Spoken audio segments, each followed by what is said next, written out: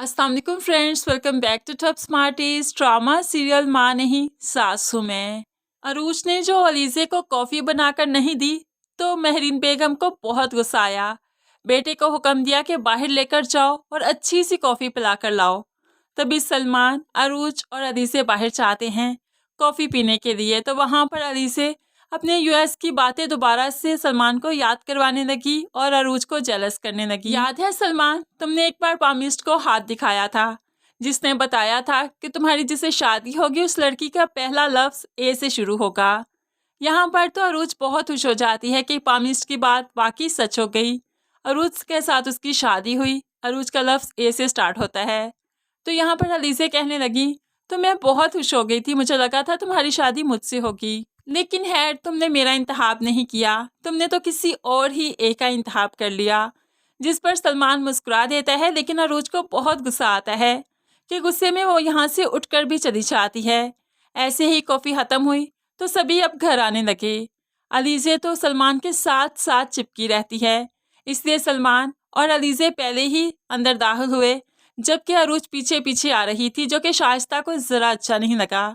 जैसे ही अरूज उसके पास से गुजरी तो कहने लगी, बेटा तुमने नोट किया, आज तुम उनसे पीछे आ रही हो, कल ऐसा ना हो कि तुम बहुत पीछे रह जाओ और अंदर तक आ ही ना सको, तुम्हारे सलमान को अली से ले उड़े।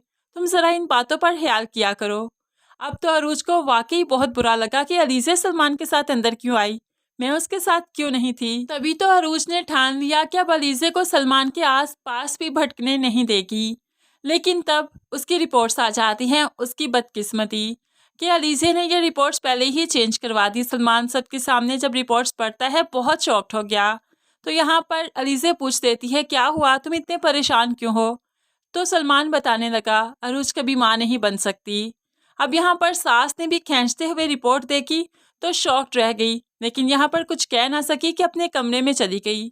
अलीज़े तो बहुत खुश हो गई कि उसने जैसा सोचा था वैसा ही हुआ, लेकिन अरूज की तो जैसे दुनिया ही उजड़ गई, वो बिल्कुल चुप हो गई।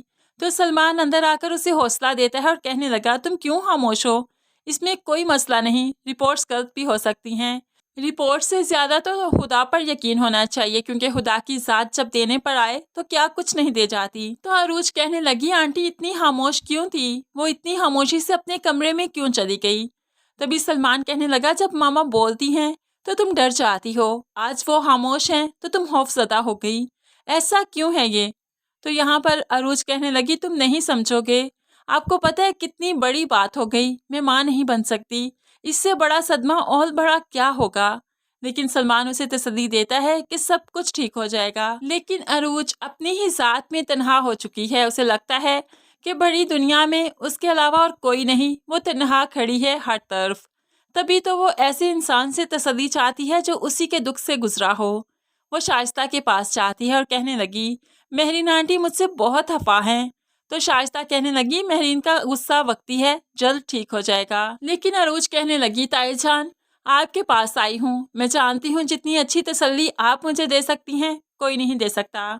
यहाँ पर तो ताई जान खुश होने ही लगी थी कि कहने लगी, क्योंकि आप भी बे औलाद हैं और मेरी रिपोर्ट्स में भी आया है कि मैं भी कभी माँ नहीं बन सकती, इसीलिए मुझे लगता है कि आप मेरे दुख को समझ सकेंगी। अरूज की बातें सुनकर शाइस्ता बहुत परेशान हो जाती है कि एक बेटे के होते हुए भी उसे बे औलादी के ताने ही मिलते हैं, आखिर ऐसा कब तक चलेगा। शाइस्ता अब ऐसी जिंदगी से भी तंग आती जा रही है।